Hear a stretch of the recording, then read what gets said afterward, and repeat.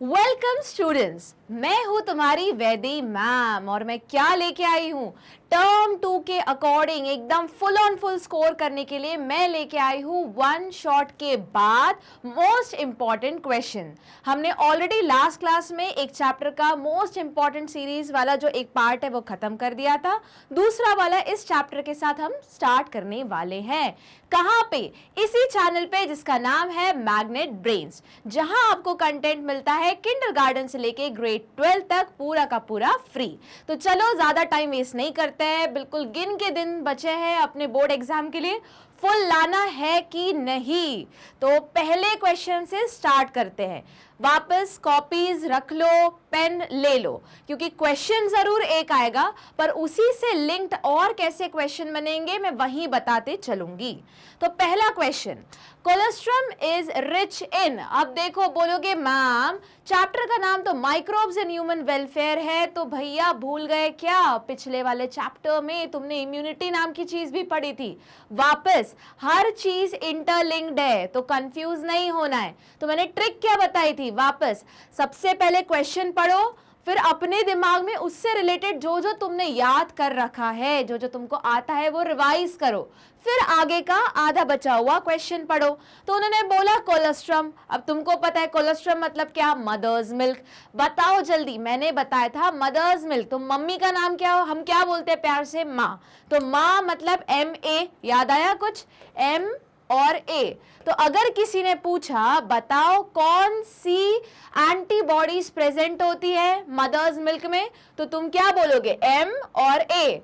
पूरे MA तो नहीं बोलोगे, पर करेक्ट तरीका क्या है बोलने का?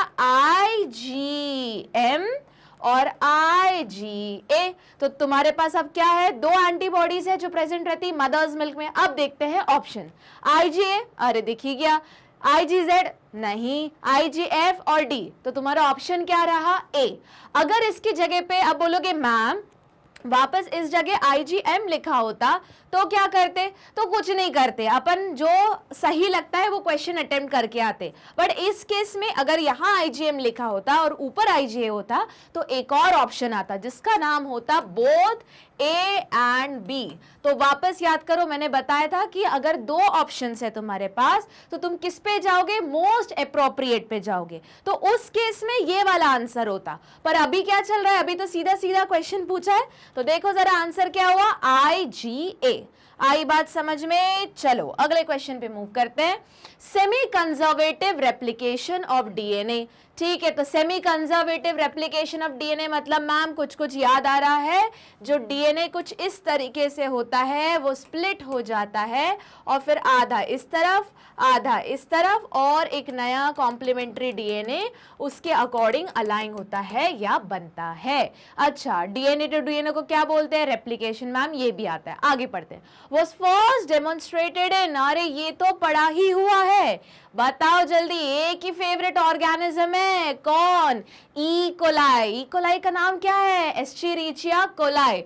भैया ये तो इतना फेवरेट है कि हर एक्सपेरिमेंट में, हर डेमोन्स्ट्रेशन में यही आ जाता है। याद करो जब तुमने टर्म 1 के लिए जेनेटिक्स पढ़ा था तब भी वो यहाँ आ गया। उसके बाद अगर 11th में तुमने डाइजेस्टिव सिस्टम भी पढ़ा था तो हमारे अंदर भी तो ई कोलाई होता है। तभी तो जब हम एंटीबायोटिक्स या दवाई लेते हैं तो याद करो, मैंने बायोटेक्नोलॉजी जब पढ़ा रही थी तब बताया था कि जो ई कोलाई है नेचुरली उसके अंदर कोई भी एंटीबॉडी रेजिस्टेंट जीन नहीं मिलते।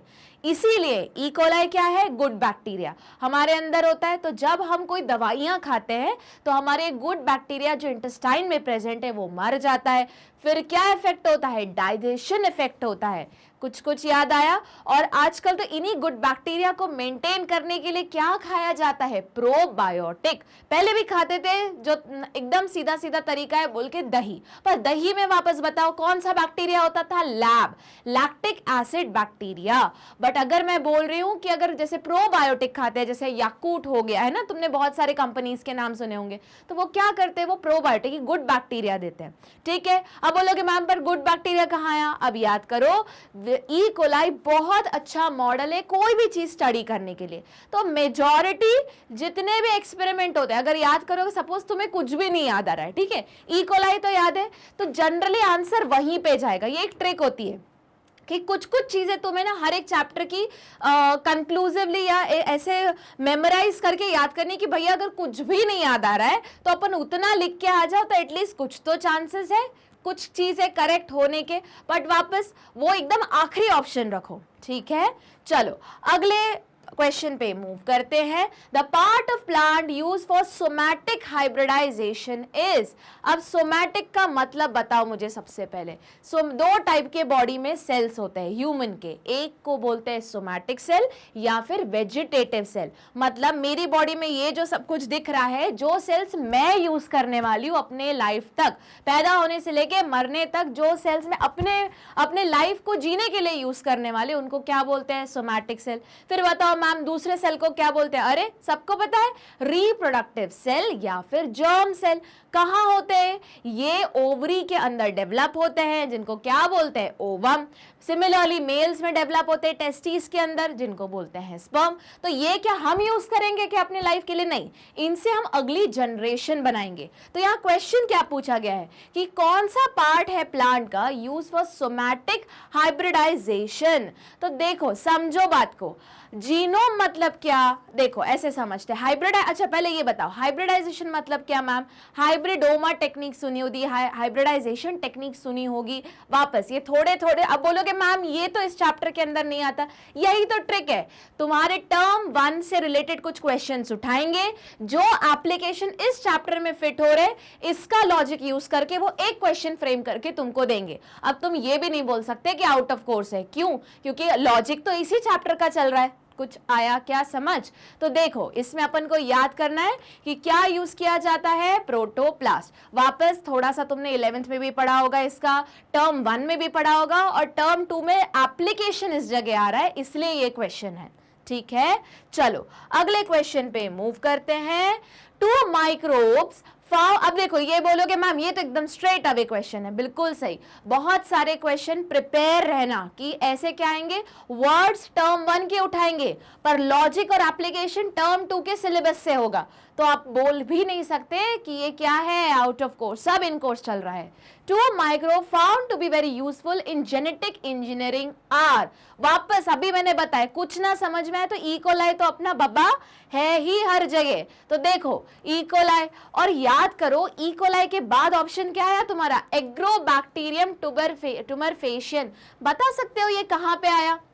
नहीं याद आ रहा है? चलो मैं बताती हूँ। मैंने बताया था कि अगर जब तुमने बायोटेक्नोलॉजी में भी पढ़ा था कि अगर कोई ऐसा माइक्रोब है जिसको हमें कुछ चेंज लाना है, जेनेटिक मॉडिफिकेशन करने, रिकॉम्बिनेशन करना है और प्लांट में डायरेक्टली इंट्रोड्यूस करना है, तो तुम ट्यूमर सेल यूज करते हो। कुछ याद आया अब? और ट्यूमर सेल किसके? बाबा इसी के, एग्रोबैक्टीरियम ट्यूबरफेशियन के। और जल्दी बताओ ह्यूमन में किसके यूज करोगे? कैंसरस सेल लाइन के। अब बोलोगे कैंसरस, उसकी कैंसरस प्रॉपर्टी हटा दी गई है, और कौन सा वायरस यूज करोगे? रेट्रोवायरस। अब समझो बात को, देखो वहां पे तुमने एप्लीकेशन पढ़ा, पर एट द एंड यूज तो माइक्रोब किया, तो ये क्वेश्चन किस में आ गया? इस चैप्टर में, ठीक है। अब देखो विब्रियो कॉलरी कौन सी बीमारी होती है? कॉलेरा। तो यूज थोड़ी ना कर रहे हैं इसका, ठीक है। फिर उसके बाद बैक्टीरियोफाज यूज करते हैं, पर उन्होंने 2 बोले, मतलब अपने दोनों सेट जो है वो मैच करने चाहिए आंसर से। तो ये हुआ कैंसल किसकी वजह से? इसकी वजह से।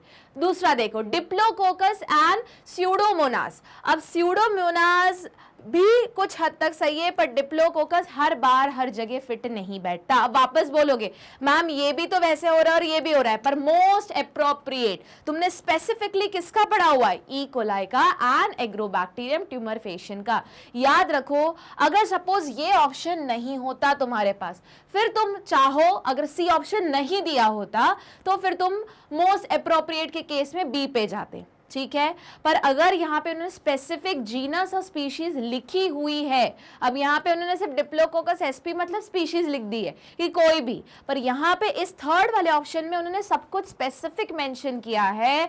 और तुमको पता है ई कोलाई हर सड़ी सी चीज में यूज करते हैं। जैसे याद करो हमने जब बायोटेक्नोलॉजी पढ़ा था, तो जब हम रिकॉम्बिनेंट बनाते हैं, कंपीटेंट सेल बनाते हैं, तो जिससे तुमने प्लाज्मिड लिया वापस उसी के अंदर डाल दिया, तो वापस किससे लिया था, इकोलाई से लिया था, तो वापस इकोलाई के अंदर दे दिया, तो इकोलाई यूज हुआ कि नहीं। तो जहां पे तुमने एनसीईआरटी में अगर कोई स्पेसिफिक बैक्टीरिया या माइक्रोब या वायरस या उसके बाद फंजाई, इनके बारे में स्पेसिफिक नेम दिया हुआ है, तो प्लीज उसको एकदम रट नहीं बोल सकते, मेमोराइज कर लो। अब बोलोगे मैम दोनों सेम है, दोनों सेम है, सही बात है, मैं भी क्या बोल रही हूँ, तो दोनों सेम है, पर तुमको क्या करना है, दोनों मतलब जहां जहां एनसीईआरटी में ऐसे बैक्टीरिया के नाम दिए ना, प्लीज अंडरलाइन करो उसको, और तुमको याद रखने हैं। जब कुछ नहीं दिया होता तो तुम इन जनरल बोल सकते हो कि ठीक है बी वाला ऑप्शन है, पर तुम्हारी बुक में कुछ कुछ जगह एकदम स्पेसिफिक मेंशन है, तो अपन को तो वो याद करना ही पड़ेगा। ठीक है, चलो डी आते हैं, crown gall bacterium and Caenorhabditis elegans. अब बोलोगे मैम ये तो हमने पढ़ाई नहीं है, पर मैं बता दूं सी एलिगेंस जिसको शॉर्टकट में बोलते हैं, ये भी बहुत ज्यादा यूज होता है, पर अगेन ये वाला इतना ही नहीं यूज होता, वो बीमारी के लिए यूज होता है, और ये वाला यूज होता है जेनेटिक इंजीनियरिंग में। पर अपने पास अपन ने क्या पढ़ रखा है, अपन को एनसीईआरटी पे स्टिक करना है। ठीक है, तो उस केस में ये वाला ज्यादा क्या है, मोर अप्रोप्रिएट, याद रखो। ठीक है, चलो अगले क्वेश्चन पे आते हैं। Question number 5, physical removal of large and small particle from sewage through filtration and sedimentation is called। ये तो भैया डायरेक्ट हो गया। क्या याद करो, तुम्हारा जो सीवेज ट्रीटमेंट प्लांट है, तुम्हारी बुक में मैंने तब भी बताया था कि 2 ही स्टेप्स बताए, पर होती 3 स्टेप्स है। पहली वाली कौन सी होती है, जिसको प्राइमरी स्टेप बोलते हो, उसी को क्या बोलते हो, जल्दी याद करो, फिजिकल ट्रीटमेंट। क्यों बोलते हो भैया फिजिकल ट्रीटमेंट, क्योंकि उसमें फिजिकल मेथड्स यूज कर रहे हैं। कौन सी, जल्दी बताओ, वही हमारा फिल्ट्रेशन, सेडिमेंटेशन, याद आया, तो इसलिए हम इसको क्या बोलते हैं, फिजिकल ट्रीटमेंट। चलो जल्दी बताओ, सेकेंडरी ट्रीटमेंट किसको बोलते हैं, तो आप बोलोगे मैम सेकेंडरी नहीं याद आ रहा, अरे उसी का दूसरा नाम क्या है, बायोलॉजिकल ट्रीटमेंट। क्यों बोल रहे हैं बायोलॉजिकल ट्रीटमेंट, क्योंकि वहां पे माइक्रोब्स यूज हो रहे। कैसे माइक्रोब्स, 2 माइक्रोब, एक मत बोलना, यही आधे बच्चे गलती करते हैं। पहला कौन सा माइक्रोब है, एरोबिक बैक्टीरिया। याद करो एरोबिक बैक्टीरिया के लिए, एरोबिक बैक्टीरिया मतलब ऑक्सीजन चाहिए। अब बोलोगे हम सीवेज में कहां से पहले से ऑक्सीजन होती है, नहीं होती, इसलिए क्या एयर को पंप किया जाता है, तो क्या होता है, तुम एरिएशन टैंक में लाते हो, फिर एरोबिक बैक्टीरिया आता है, अपना कमाल धमाल दिखाता है। उसके बाद वो अगर एरोबिक बैक्टीरिया जब अपना काम हो जाता है, तो कौन सा बैक्टीरिया आता है पिक्चर में, एनारोबिक बैक्टीरिया। तो इसलिए 2 बैक्टीरिया यूज करें, इसलिए उसी सेकेंडरी ट्रीटमेंट को क्या बोलते हैं हम, बायोलॉजिकल ट्रीटमेंट। याद आया। फिर टर्शरी भी होता है, मैंने बताया था, बुक में नहीं दिया है, फिर कुछ केमिकल से ट्रीट किया जाता है, वापस नहीं दिया हुआ है, पर अपन ने याद किया था। ठीक है, चलो तो यही क्वेश्चन पूछ रहे हैं, तो एकदम सिंपल है। तो physical removal of large and small particle किसके थ्रू करेंगे, फिल्ट्रेशन, सेडिमेंटेशन। आंसर क्या आएगा बाबा, प्राइमरी ट्रीटमेंट। चलो अगले क्वेश्चन पे मूव करते हैं। Which of the following group of disease are treated using antibiotic? Okay भैया, अब देखो एंटीबायोटिक्स का यूज कर रहे हैं कुछ ग्रुप ऑफ डिजीज का यूज करके। तो देखो क्या क्या है तुम्हारे पास, diphtheria, leprosy, common cold, plague, diphtheria, whooping cough. अब एक बात बताओ, फिर 1 मिनट, तो डिप्थीरिया तो पक्का है मैम। एक तो पहली बात, तुम लोग कंफ्यूज हो रहे हो, एंटीबायोटिक्स और वैक्सीन 2 अलग अलग चीजें हैं, याद रखना। ठीक है, तो वैक्सीन मतलब क्या, जल्दी बताओ। तो वैक्सीन मतलब ये हुआ कि तुम पहले से इम्यूनाइजेशन पावर उस पर्सन की बढ़ा रहे हो। तो तुम क्या कर रहे हो, वही पुराने चैप्टर का पूछ रही हूं, तुम क्या कर रहे हो, इंजेक्ट कर रहे हो। कैसा, हीट किल या एटीन्यूएटेड या वीकेंड पैथोजन। जैसे कोरोना के केस में हमारे अंदर वैक्सीन के थ्रू क्या डाला गया था, कोरोना वायरस डाला गया था। कैसा था वो, अधमरा सा, कि तुमको बीमार ना कर सके, है ना, बस अंदर घुस गया, तो ताकि हमारी WBC क्या हो जाएंगी, एक्टिवेट हो जाएंगी, उसके अगेंस्ट क्या बनाने लगेंगी, एंटीबॉडी। ठीक, अब तो वैक्सीन अगर याद हो तो प्लेग क्या होता है, जल्दी बताओ। अब बोलोगे मैम ये तो नहीं है बुक में, अब वापस वही ट्रिक अपन को यूज करनी है। अगर एक ऑप्शन में से 2 चीजें पता है, तो तीसरी तो उसी कैटेगरी में बिलोंग करेंगी। ठीक है, देखते हैं क्वेश्चन को। तो प्लेग है, डिप्थीरिया तुमने पढ़ा हुआ है वैक्सीन में, DPT। तो डिप्थीरिया, वूपिंग कफ को ही क्या बोलते हैं, पर्ट्यूसिस। याद आया, एकदम खास खास के, मैंने बताया था खास खास के इंसान मर जाएगा, तो वो क्या है, वूपिंग कफ। तो डीपीटी अगर तुमको याद हो तो डी क्या है, डिप्थीरिया, पी क्या है, पर्ट्यूसिस, टी क्या है, टेटनस। तो इन तीनों का क्या था, वैक्सीन था। पर वैक्सीन पूछ रहे क्या, वो क्या पूछ रहे, वो एंटीबायोटिक्स, मतलब ऐसी बीमारी हो गई जिसमें क्या कर रहे, हैवी एंटीबायोटिक्स का यूज कर रहे हैं। तो अब अगर बोलोगे मैम इसको कैसे सॉल्व करना है, देखो जरा, मलेरिया, ठीक है मैम, एंटीबायोटिक्स यूज करते हैं, पर एक बात बताओ, कॉमन कोल्ड पहले बताओ किस वजह से होता है। अब देखो यहाँ पे तुमको सपोज करो आंसर नहीं पता, पर हम यहाँ पे कौन सी मेथड यूज करेंगे सॉल्व करने के लिए, रिजेक्शन मेथड। बोलोगे मैम रिजेक्शन मेथड, हाँ रिजेक्शन मेथड। रिजेक्शन मेथड का मतलब होता है कि हमको इन 4 ऑप्शन में से जो एक ऑप्शन दिया हुआ है, जैसे ये 4 है, इसके अंदर सब पार्ट से 3-3, उसमें से एक को हम रिजेक्ट करते जाएंगे, ठीक है, अपना लॉजिक लगा के, और जो बच गया वो जाएगा तुम्हारे आंसर वाली कैटेगरी में। अब अगर याद हो तुमको तो कॉमन कोल्ड पहले बताओ, कॉमन कोल्ड तुमने देखा, बताओ कॉमन कोल्ड किसकी वजह से होता है, राइनो वायरस, ठीक है। मैंने बताया था कि नाक में ही कॉमन कोल्ड याद रखना, नाक को ही राइनो बोलते हैं, राइनोप्लास्टी, जैसे नाक की सर्जरी जो एक्ट्रेस लोग कराते हैं तो उसको क्या बोलते हैं, राइनोप्लास्टी, ठीक है। तो जो वायरस है वो हर टाइम क्या करता रहता है, स्पेसिफिकली कॉमन कोल्ड वाला जो राइनो वायरस है, हर साल अपना अपना जेनेटिक मटेरियल चेंज करके वापस आ जाता है, और हर साल तुमको वही सर्दी खांसी जुकाम बुखार हो जाता है, होता है कि नहीं। मतलब पिछले साल हुआ था, इस साल फिर से होगा, अगले साल भी फिक्स से होना, उसके अगले साल भी फिक्स से होना।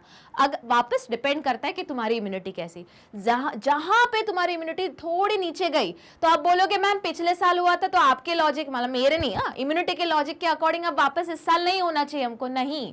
क्यों होता है, क्योंकि वायरस क्या करता है, अपना जेनेटिक मटेरियल को चेंज करता है, तो हर साल होता रहेगा, ठीक है। अब देखो इसको हम कॉमन सेंस के थ्रू कॉमन कोल्ड को सॉल्व करेंगे। तुम जाते हो डॉक्टर के पास, ठीक है, डॉक्टर को बताते हो सर्दी खांसी ये हो रहा है, सब दुनिया भर का, उन्होंने बोला हाँ कोई बात नहीं, अभी सीजन चल रहा है, सीजनल है, वायरल है, ऐसा बोल के बोल देते, तुमको 2-3 एंटीबायोटिक्स लिख के दे दी, ठीक है।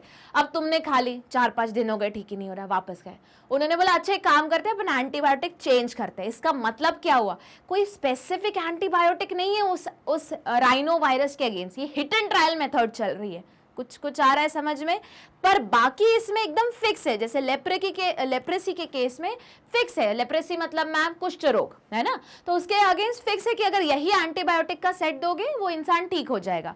पर कॉमन कोल्ड भैया ऐसा है कि हर साल मार्केट में नई नई दवाइयां मॉडिफाई होके आएंगी उससे लड़ने के लिए, जैसे खुद जो तुम्हारा वायरस है मॉडिफाई होके आता है, वैसे ये भी खुद मॉडिफाई हो के आएंगे। तो इतना मेरे को समझ में आ गया कि कोई स्पेसिफिक एंटीबायोटिक नहीं है, सेट है, ग्रुप है, हर बार हर साल उसमें थोड़ा बहुत मॉडिफिकेशन आता है और चेंज होते रहता है। तो तुम्हारा इतना समझ में आ गया कि कॉमन कोल्ड को तो हमको भैया बाहर करना है। तो अब देखो क्वेश्चन आता नहीं है पर सॉल्व हो जाएगा, कैसे, 4 ऑप्शन है, मैंने कॉमन कोल्ड को बाहर कर दिया, बच कौन सा ऑप्शन गया, ऊपर वाला। कुछ आया समझ में, ये ट्रिक होती है एंट्रेंस एग्जाम में भी बहुत बार। अब सब चीजें तो तुम पढ़ नहीं सकते, पर जो ऑप्शन देते हैं ना उसमें से 1-2 चीजें तुमने पढ़ी रहती है, उन्हीं 1-2 चीजों के बेसिस पे तुम रिजेक्शन वाला मेथड यूज करते हो। हमेशा जब हम ऑब्जेक्टिव देखते हैं, हम देखते हैं हमको क्या याद है, हम वो टिक करते हैं, पर जब कुछ नहीं पता होता और 2-3 ही जो ऑप्शन पता होते हैं तो हम रिजेक्शन मेथड यूज करते हैं उस MCQ को सॉल्व करने के लिए, ठीक है। चलो अगले क्वेश्चन पे आते हैं। अब यहां से शुरू होता है तुम्हारा सब्जेक्टिव, ठीक है। In which food would you find lactic acid bacteria, lactic acid bacteria का शॉर्ट फॉर्म लैब, अब ये तो पता ही है, दही में मिलता है। Mention same of their useful application. तो देखो बिना क्वेश्चन पढ़े जल्दी बताओ, लैक्टिक एसिड बैक्टीरिया क्या करता है मैम, लैक्टोज को लैक्टिक एसिड में कन्वर्ट करता है। ये उन लोगों के लिए फायदेमंद है जो कौन है, लैक्टोज इंटॉलरेंट, जिनको दूध पचता नहीं है, इसलिए उनको क्या बोलते हैं डॉक्टर कि जाके अगर आपको पार्शियल लैक्टोज इंटॉलरेंट है तो एक काम करो, दूध नहीं पच रहा दही खा लो। जैसे देखो तुम खुद ही देखो, अभी समर्स में तुम दूध पी रहे होगे, डाइजेस्ट नहीं हो रहा होगा, तो रोज किरकिर करते होगे मम्मी के पास, मम्मी नहीं पीना दूध, नहीं पच रहा, तो मम्मी क्या बोलते, चलो कोई बात नहीं, दूध नहीं हो रहा पच रहा है तो दही खा लो। क्यों, क्योंकि समर्स में वापस, अब देखो कितनी सारी चीजें, मैं सारे चैप्टर्स का मौज लेके आ सकती हूँ।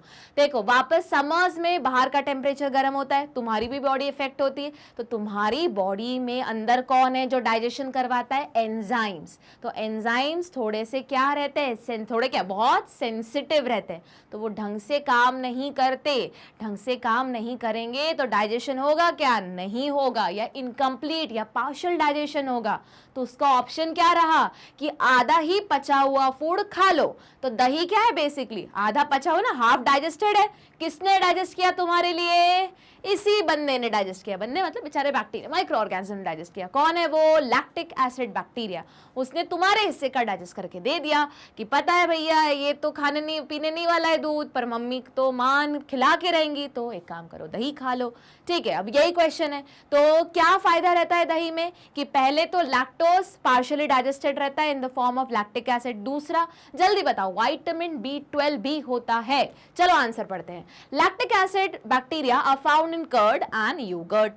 This bacteria increase the nutritional value of curd by increasing the content of vitamin B12. In our stomach, it play very beneficial role in checking disease causing microbe. मतलब ये वापस कौन है? Good bacteria. तो याद करो, अब अगर किसी ने बोला कि टैबलेट्स खानी है विटामिन B12 की, बोलना नहीं मैं दही खाऊंगा। अरे वही चीज है, अलग से टैबलेट्स क्यों खाओ विटामिन B12 की जब दही में भी वही है। ठीक, और साथ साथ वो क्या कर रहा है, साथ में तुम विटामिन B12 में तो सिर्फ विटामिन B12 जा रहा है तुम्हारे बॉडी में, दही में vitamin B12, half digested lactose in the form of lactic acid, और साथ में बैक्टीरिया खुद जा रहा है, बोल रहा है जो तुम्हारे पेट में इंटेस्टाइन में जो बैड बैक्टीरिया होगा उसकी सफाई करेंगे हम। ठीक है, चलो अगले क्वेश्चन पे मूव करते हैं। तो question number 8, name some Indian traditional food made of wheat, rice and Bengal gram which involve use of microbes. तो ये तो भैया ये बचपन वाला क्वेश्चन है, ये तो इसके लिए हेल्प नहीं चाहिए। तो बताओ बचपन से तुम क्या क्या खाते आए हो? बोलोगे मैम ये तो यूं बता देंगे, खाने में तो हम एक्सपर्ट है, बस आपका लेक्चर सुन के भूख लगेगी, फिर भूख लगने के बाद नींद आएगी, नींद के बाद फिर से भूख लगेगी, और फिर उठेंगे थोड़ा सा पढ़ेंगे, फिर भूख लगेगी, और भूख भूख भूख ही लगती रहेगी पूरे टाइम। तो ये तो आंसर तुम वैसे ही बता सकते हो। तो ब्रेड खाया है, केक खाया है, इडली खाया है, डोसा खाया है, और ढोकला एंड खांडवी। अब ये इतना कोई इतना लेमैन पूछेगा नहीं, ठीक है, पर इससे रिलेटेड कुछ क्वेश्चन घुमा के पूछ लेंगे जो आएगा अगले क्वेश्चन में। देखो ये वाला है 110% क्वेश्चन, सेक्शन ए का स्टार मार्क करो। क्यों मैम? क्योंकि यहाँ चीज का जरूर डायग्राम नहीं देंगे, वो पूछेंगे reason behind holes found inside the cheese, comma पिछले वाले क्वेश्चन का लेंगे केक, कॉमा पिछले वाले क्वेश्चन के लेंगे कि इडली स्पॉन्जी क्यों बनी, वापस पिछले वाले क्वेश्चन का लेंगे बताओ इडली या ढोकला तुम्हारा स्पॉन्जी क्यों बना। तो तुम्हारा आंसर यहीं छुपा है। देखो large holes are found in Swiss cheese, why, ये आ सकता है, इतना स्ट्रेट फॉरवर्ड नहीं पूछेंगे, पर आंसर यही रहेगा। वो पूछेंगे, आया था बोर्ड का ही क्वेश्चन था सेक्शन ए का, ठीक है, और प्री बोर्ड सैंपल पेपर में तक पूछा हुआ है। उन्होंने बोला कि सब कुछ बता दिया कि एक ब्रेड बनाई, इससे केक बनाया जाता है, टेस्टी बनता है, सब ऐसे से सब कुछ लैंग्वेज लिखी, तुमको भी पढ़ के बड़ा अच्छा लगा। हाँ, फिर वो उन्होंने पूछा कि बताओ reason behind cake to be spongy, या इडली टू बी स्पॉन्जी, या dhokla to be spongy, and which gas is the main cause behind it, and which kind of microorganism is responsible for it। ठीक है, अब आजकल क्या करते हैं, वो हटा के वो एकदम चीज पे घुस गए, क्योंकि अब बोर्ड वाले लोग भी अलग अलग चीज खाना ट्राई कर रहे हैं। तो उन्होंने पूछ लिया बताओ स्विस चीज का रीजन क्या है कि उसके बीच में होल्स है, और दूसरा स्विस चीज को बनाने के लिए कौन सा माइक्रोब इंपॉर्टेंट है। तो प्लीज स्क्रीनशॉट ले लो। चलो क्वेश्चन पे आते हैं। तो large holes are due to production of large amount of what, carbon dioxide. तो सेम लॉजिक है, अगर उन्होंने क्वेश्चन पेपर में तुमको ब्रेड पूछा, केक पूछा, इडली पूछा, ढोकला पूछा, क्या लिख के आओगे? CO2 गैस का एमिशन होता है। ठीक है, कौन करता है? माइक्रोब। कौन सा माइक्रोब? अब हर कंडीशन में अलग अलग है, जैसे सब में बाकी में क्या है? ईस्ट है, याद होगा तुमको, है ना। इस केस में कौन है? स्विस चीज केस में शर्मा जी का बेटा, है ना। शर्मा जी का बेटा नहीं बाबा, अपन ने याद किया था, है ना, प्रोपियोनी बैक्टीरियम शर्मानी, है ना। तो शर्मा जी का बेटा अपन ऐसे बोल सकते हैं, जो भी स्विस चीज खाएगा तो धीरे से बोल देना शर्मा जी का बेटा। अरे शर्मा जी का बेटा नहीं, कौन सा माइक्रोब है उसके लिए रिस्पॉन्सिबल? Propioni bacterium शर्मानी। ठीक है, या तो ऐसे बोल दो ये बैक्टीरिया बहुत शर्माता है, जैसे तुम याद करना चाहो, ठीक है। चलो अगले क्वेश्चन पे आते हैं, question number 10। Microbes can be used to decrease the use of chemical fertiliser and pesticide. देखो अब ये जो क्वेश्चन है ये इस चैप्टर का भी है, और जो तुम्हारे इकोसिस्टम के अंदर जो चैप्टर है बायोडाइवर्सिटी कंजर्वेशन, उस चैप्टर में भी ये क्वेश्चन इनडायरेक्टली पूछा जा सकता है। कैसे, समझो बात को। हमने अलग अलग मेथड्स पढ़े थे, उसमें तुमने बायोटिक कंट्रोल मैकेनिज्म पढ़ा था, याद है? देखो एक्चुअली ये वाला जो लाइन है वो कुछ थोड़ा बहुत वही दिखा रहा है। Microbes can be use to decrease the use of chemical fertiliser and pesticide. तो अगर किसी को केमिकल फर्टिलाइजर और पेस्टिसाइड नहीं यूज कर रहे हैं तो क्या यूज करो उसकी जगह पे? अब बोलोगे मैम ऑर्गेनिक खाद, हाँ ऑर्गेनिक खाद यूज कर सकते हो। सपोज करो वो नहीं करनी तो तुम माइक्रोब्स भी कर सकते हो। तो जहां पे तुम जिंदा चीज का यूज कर रहे हो तो उसको क्या बोलेंगे हम? बायोटिक, ठीक है। तो हर चैप्टर एक दूसरे से इंटरलिंक्ड है। दो चैप्टर को मर्ज करके क्वेश्चन आजकल पूछे जाने का नया फैशन है, और अच्छा भी है क्योंकि जितने भी कॉम्पिटिटिव एग्जाम्स है उसमें भी वही पूछ रहे हैं। तो बेटर है तुम क्लास 12 से ही उसकी आदत डाल लो। Explain how this can be accomplished। अब देखते हैं, by use of biofertilizer and biological pest control। देखो उन्होंने भी वर्ड यूज किया, biological pest control method, the use of chemical fertilizer and pesticide can be reduced। ये तो हमको पता है, बायोटिक फैक्टर का यूज करके। The fertility of soil depend not only on its chemical composition but also on the presence of useful microbe in it। जल्दी से बिना आगे का पढ़े मेरे को जरा बताओ दो बैक्टीरिया का नाम या दो फंजाई का नाम, जो भी दो माइक्रोब्स का नाम बताओ जो तुम्हारे सॉइल की फर्टिलिटी इंक्रीज करने के लिए रिस्पॉन्सिबल है। नहीं याद आ रहा? तुमको पढ़ाया था, नाइट्रोसोबैक्टर, नाइट्रोसोमोनास, ये सब क्या करते हैं? जो भी एटमॉस्फेयर का N2 है उसको फिक्स करते हैं, कन्वर्ट करते हैं। किस फॉर्म में? ताकि वो किस में कन्वर्ट हो सके? एब्जॉर्बेबल फॉर्म में प्लांट्स का। तो एक तरीके से तुम क्या कर रहे हो? इंक्रीज कर रहे हो न्यूट्रिशनल वैल्यू। चलो आगे पढ़ते हैं। Which enrich the nutrition quantity of the soil, but obvious. वैसे ही एक कोई तुमने बैक्टीरिया या माइक्रोब्स का नाम पढ़ा था जो इंक्रीज करता था फॉस्फोरस का। जल्दी से चैट बॉक्स में लिख के बताओ कि कौन सा माइक्रोब के बारे में मैं पूछ रही हूँ। The main source of biofertiliser and bacteria are fungi, bacteria and cyanobacteria. Cyanobacteria मतलब ब्लू ग्रीन एल्गे है, बैक्टीरिया ही वो, ठीक है। चलो अब मूव करते हैं अगले क्वेश्चन पे। चलो अगले क्वेश्चन पे मूव करते हैं। Arrange the following the decreasing order of their importance for the welfare of human society. अब बोलोगे मैम सारे तो माइक्रोब्स इंपॉर्टेंट है, बिल्कुल सही।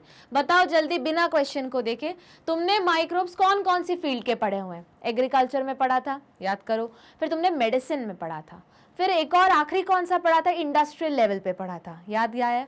अब इन तीनों में से अगर मैं पूछूं बताओ सबसे ज्यादा इंपॉर्टेंट कौन है, तो तुम बोलोगे मैम मेडिकल फील्ड, क्योंकि वो इंसान की जान बचा रहा है। तो इतना तो क्लियर हो गया। चलो अब ऑप्शंस देखना स्टार्ट करते हैं। Give reason for your answer. Option क्या क्या है? बायोगैस, दूसरा सिट्रिक एसिड, तीसरा ये सिट्रिक एसिड किस में आएगा? प्रोडक्शन ऑफ सम केमिकल्स में, है ना। बायोगैस किस में? एट द एंड जब पूरा सीवेज ट्रीटमेंट होता था उसके बाद तुमने एक टॉपिक पढ़ा था बायोगैस, ठीक है। पेनिसिलिन, याद करो यही तो है फर्स्ट एंटीबायोटिक, आ गया मेडिसिन फील्ड का। और उसके बाद आया तुम्हारा कर्ड। तो देखते हैं ऑर्डर क्या है। The order of arrangement of product according to their decreasing importance is, मतलब डिक्रीजिंग इंपॉर्टेंस मतलब सबसे बड़ा, फिर धीरे धीरे धीरे धीरे सबसे कम वाला। तो पेनिसिलिन, बट ऑब्वियस पेनिसिलिन ही होगा, क्यों? एंटीबायोटिक है। अब देखते हैं उसका रीजन, ठीक है। यहाँ एक पढ़ा, अब उसका रीजन देखते हैं। Is the most important product for the welfare of human society, it is an antibiotic. चलो जल्दी बताओ किसने डिस्कवर किया था? अलेक्जेंडर फ्लेमिंग ने। कैसी डिस्कवरी थी? Accidental discovery. क्या उगा रहे थे वो? एक बैक्टीरिया। उग क्या गया था? एक फंगाई। नाम बताओ? Penicillium notatum. फिर उन्होंने क्या देखा कि कुछ केमिकल निकल रहा था, ये केमिकल एक ऑर्गेनिज्म से निकला जो दूसरे ऑर्गेनिज्म को मार रहा था। क्या बोला उन्होंने? इसी को क्या बोला? जल्दी बता। एंटीबायोटिक। इसका यूज कहाँ कहाँ पे है? बोलोगे मैम जब कोई बीमार पड़ता है, उसके अंदर इन्फेक्शन हो गया, उसको एंटीबायोटिक देते हैं, बिल्कुल सही। दूसरा यूज बताओ बायोटेक्नोलॉजी का। अरे ma'am antibiotic resistant gene use करते हैं, बिल्कुल सही। किस में? वेक्टर में। याद आया? वेक्टर में मतलब जैसे तुमने एक प्लाज्मिड का स्ट्रक्चर पढ़ा था, उसमें एक तुमने अगर पीयूसी का स्ट्रक्चर पढ़ा था, ई कोराई 1, याद आया? तो इकोराय 1 में 2 जगह थी एंटीबायोटिक रेजिस्टेंट जीन वाली, जल्दी जल्दी 2 के नाम बताओ। तो वहां पेनिसिलिन था? नहीं मैम, वहां पे था एम्पिसिलिन, टेट्रासाइक्लिन, कैनामाइसिन। बिल्कुल सही, ऐसे ही याद करोगे। एक चीज पढ़ो और जितना जितना तुम्हारे कोर्स से रिलेटेड जो जो जहां जहां पढ़ा हुआ है सब लेके आओ, तो उससे क्या होगा, यही तरीका होता है मेमोरी डेवलप करने का। ठीक है, चलो आते हैं, दूसरा है बायोगैस। अब देखो, अब देखते हैं सेकेंड वाला ऑप्शन क्या है। The second most important product is biogas. क्यों बाबा? सोर्स ऑफ एनर्जी है। चलो जल्दी बताओ, बायोगैस कौन सी 3 का मिक्सचर होती है? जल्दी बताओ। Methane, correct. दूसरा कार्बन डाइऑक्साइड, और तीसरा कार्बन डाइऑक्साइड था कि वाटर था, भूल गए, और H2S।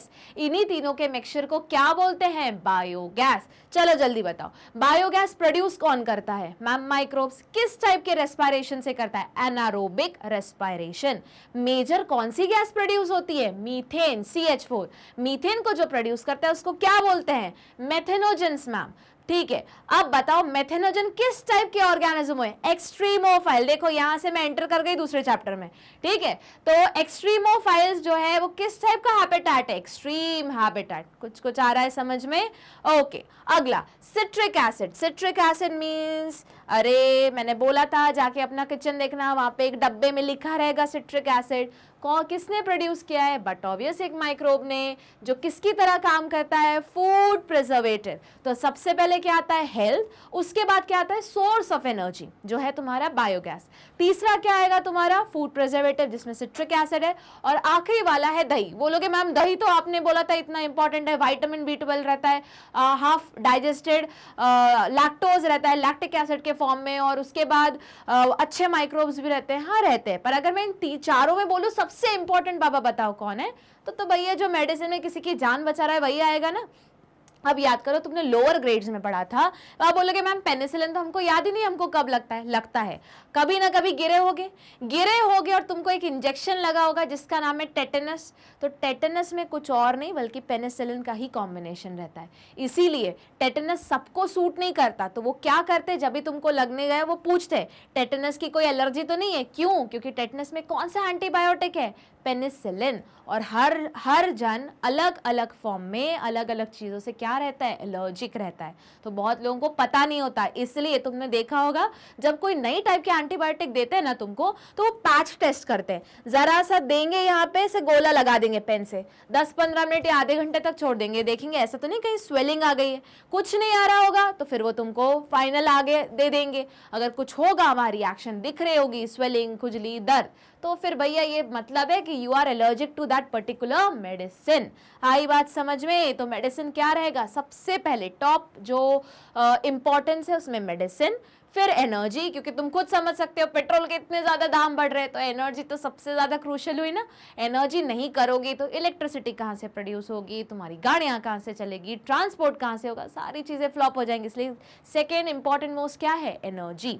फिर थर्ड पे आया तुम्हारा फूड प्रिजर्वेटिव, और आखिरी में आया कर्ड। चलो अगले क्वेश्चन पे मूव करते हैं। Common yeast is known as bakers yeast and also brewers yeast. देखो पढ़ाते समय में मैंने बोला था कि एक ही ईस्ट है, तुम 2-2, 3-3 जगह पढ़ोगे। अगर एक ही चीज याद रखो हमेशा कि अगर कोई तुम्हारी बुक में एक चीज एक चैप्टर में मेंशन है, सेम चीज दूसरे चैप्टर में मेंशन है, डायरेक्ट और इनडायरेक्ट, तो ये मान के चलो वो 110% क्वेश्चन है। ठीक है, तो उसी चैप्टर में एक ही ईस्ट का एक बार नाम बोला गया बेकर्स ईस्ट, एक बार नाम बोला गया इंडस्ट्रियल यूज में ब्रूअर्स ईस्ट। ठीक है, चलो justify.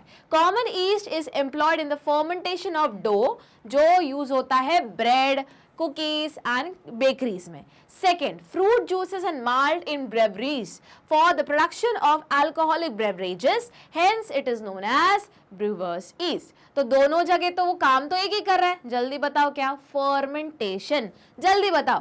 Fermentation is a type of anaerobic respiration, जिसका रिजल्ट क्या होता है? 3 चीजें। कौन कौन सा? अल्कोहल, जो किसने यूज कर लिया? तुम्हारे कौन से लिक्विड इंडस्ट्री ने, है ना, जो भी सारे फ्रूट जूसेस का, अल्कोहलिक इंडस्ट्री ने जो दारू बनाती है वो इंडस्ट्री ने उसका उस अल्कोहल का यूज कर लिया। दूसरा निकलता है CO2, जो तुम केक में देख लेते हो इडली के स्पॉन्जीनेस के लिए, चीज के होल्स क्रिएट करने के लिए वही CO2 है। तीसरा तो H2O, याद करो मैंने बताया था। चलो अगले क्वेश्चन पे मूव करते हैं।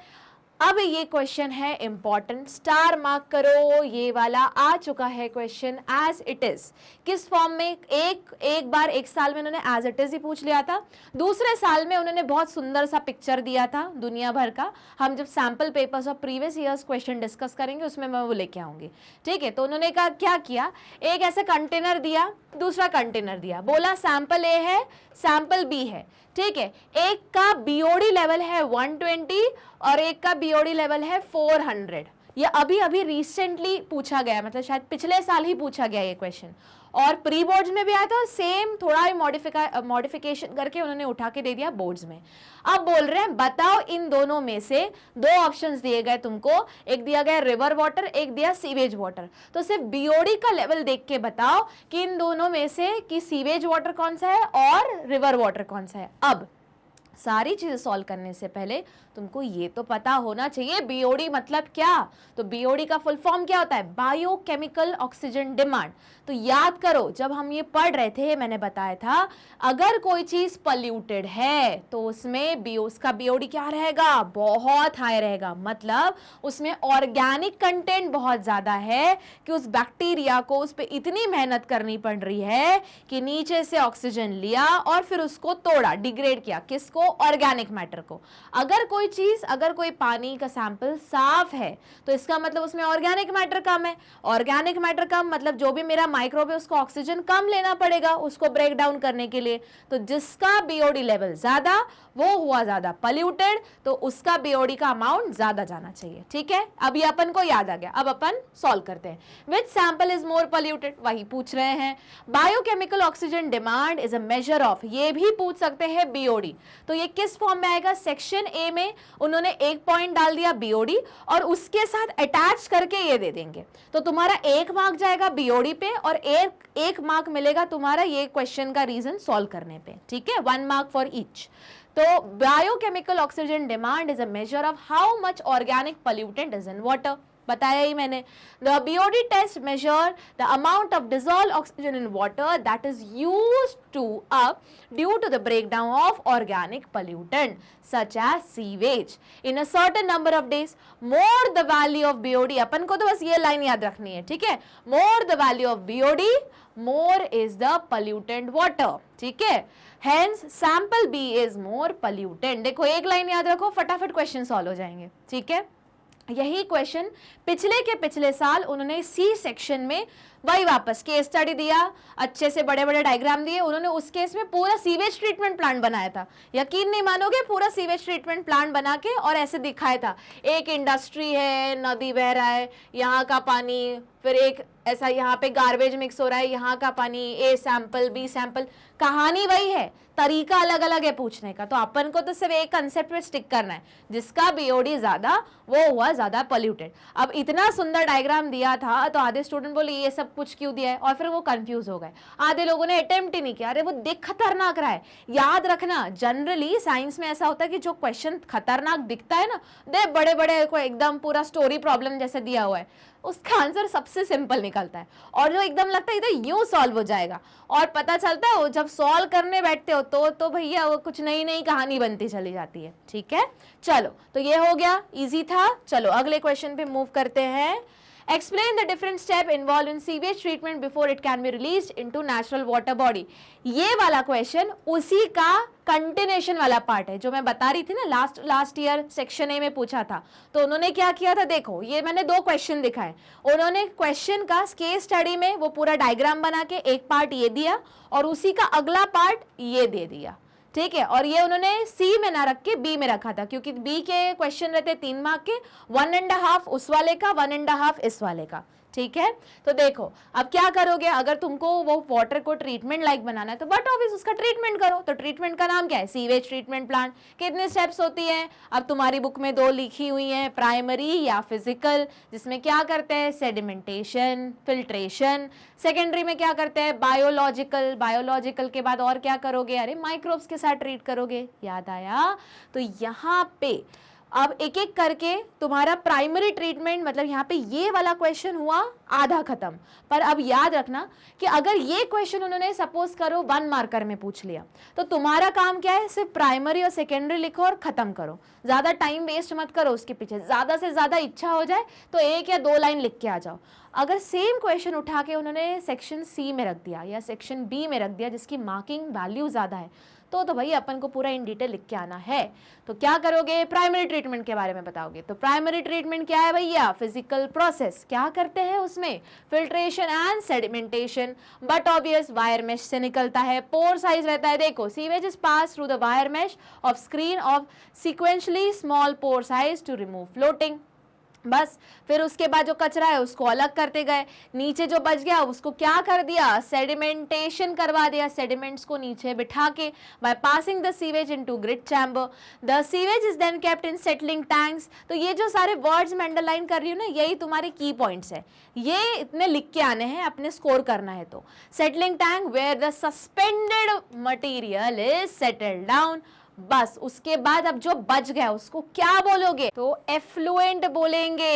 याद करो क्वेश्चन बहुत बार एफ्लुएंट के नाम पे भी आता है, तो सब पढ़ना है अपन को। तो ये जो मैंने अंडरलाइन किया है सब क्या है, की टर्म्स।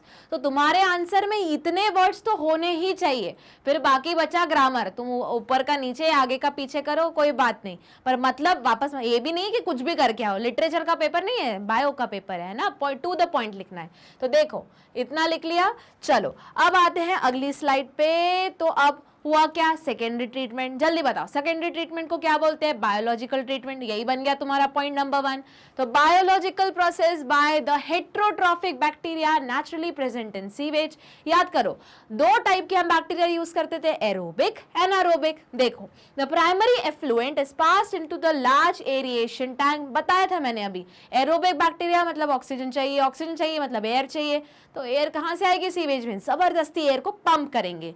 तो किसके through, large aeration tank where it is constantly agitated and air is pumped out. This causes the rapid growth of aerobic bacteria या microbes into flocs. तो flocs भी important है, बहुत बार क्वेश्चन flocs से भी आता है। क्या होता है floc मैम, एरोबिक बैक्टीरिया और फंगाई के फ्रेगमेंट्स या फिलामेंट्स का जो मिक्सचर है उसको तुम क्या बोलते हो, फ्लॉक्स बोलते हो, ठीक है। Which consume the organic matter of sewage leading to the reduction of BOD या बायोकेमिकल ऑक्सीजन डिमांड। उसके बाद क्या करते हो मैम, अब भी आपने बताया एनारोबिक का ट्रीटमेंट होगा। बस after the significant reduction in BOD of sewage, the effluent is passed into settling tank where flocs are sedimented leading to the formation of activated sludge. अब देखो तो ये जो सारे वर्ड्स हैं वापस मैं अंडरलाइन कर रही हूँ, यही तुम्हारी की पॉइंट्स है जो तुमको मार्क्स दिलाने वाले हैं। A part of this activated sludge is used into inoculum.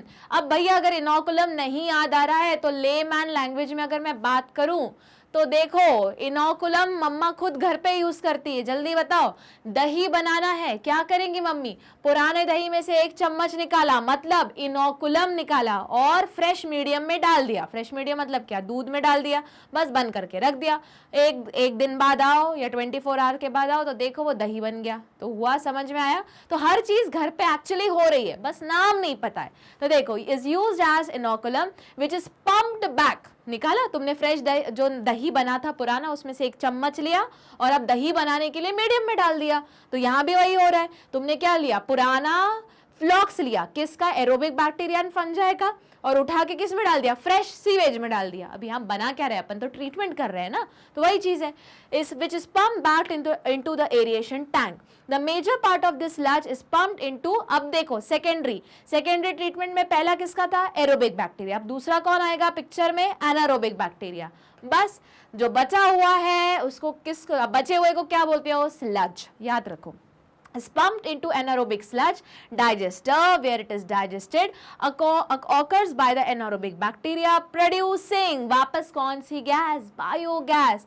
कौन कौन आता है बायोगैस में, मीथेन का formula CH4, hydrogen sulphide formula H2S और तुम्हारा carbon dioxide. These gases form biogas. तो अब ये भी क्वेश्चन है, देखो कि क्या बोल सकते हैं वो, what are the composition, section A का क्वेश्चन हुआ, ठीक है। What are the composition of biogas, how in which step it is produce in sewage treatment plant. देखो पढ़ अपन वही रहे हैं, पर उसी को मैंने घुमा के सेक्शन ए में डाल दिया, बोर्ड भी यही करेगा। तो सेक्शन ए का जो 2 मार्क्स का क्वेश्चन रहता है उसमें वो पूछ लेगा what are the composition of biogas. तो तुम्हारा पहला आंसर क्या रहेगा, methane, hydrogen sulphide, carbon dioxide.